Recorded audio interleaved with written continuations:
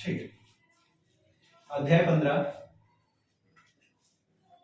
संविधान का निर्माण, और यहां पर है एक नए युग की शुरुआत। ठीक है, संविधान निर्माण की जरूरत थी क्योंकि देश में अभी कुछ कानून नहीं थे, यानी कि नई प्रकार की कानून व्यवस्थाओं को लाने के लिए संविधान बनाना।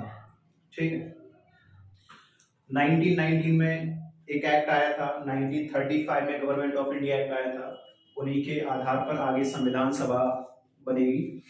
लेकिन संविधान सभा बनने से पहले कुछ घटनाएं जो थी, ऐतिहासिक घटनाएं भारत में घटित हुई।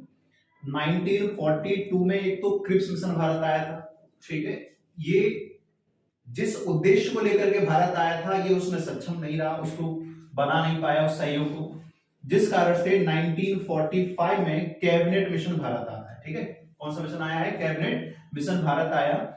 इस कैबिनेट मिशन, ये 1946 में कैबिनेट मिशन भारत आता है। इस कैबिनेट मिशन की सहमति बनती है 9 दिसंबर 1946 को संविधान सभा का गठन हो जाता है। ठीक है, देखें, ये संविधान सभा को गठित करने के लिए पहले 4 बार प्रयास हो चुके थे, लेकिन उन 4 बार प्रयासों में भारत के कई सारे ऐसे लीडर थे जो सफल नहीं हो पाए थे। लेकिन ये 5वीं बार था जिसमें नेहरू जी ने प्रस्ताव रखा संविधान सभा के गठन का, और नेहरू जी सफल रहे। ठीक है, जिसमें 9 दिसंबर 1946 को संविधान सभा का गठन हो जाता है। 9 दिसंबर 1946 को संविधान सभा का गठन होता है।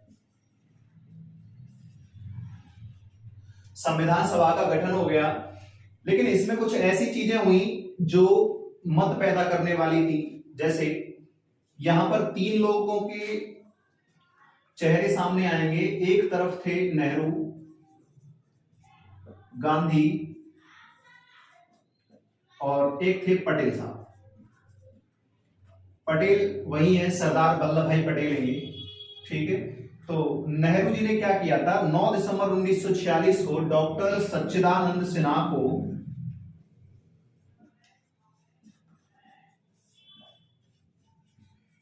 जी को अस्थायी अध्यक्ष चुन लिया था।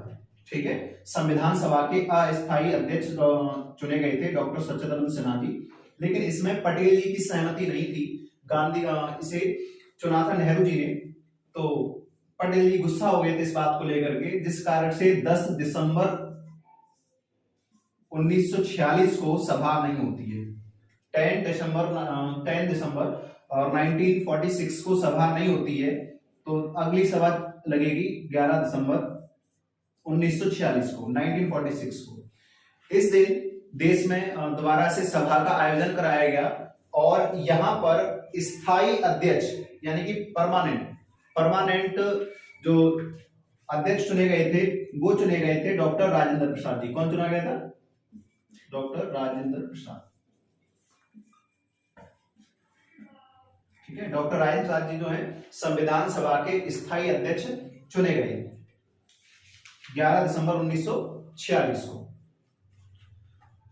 इसके बाद 12 दिसंबर को फिर से एब्सेंट है यहां पर 1946 में, लेकिन अगला महत्वपूर्ण दिन आता है 13 दिसंबर 1946 को। ये 13 दिसंबर 1946 है।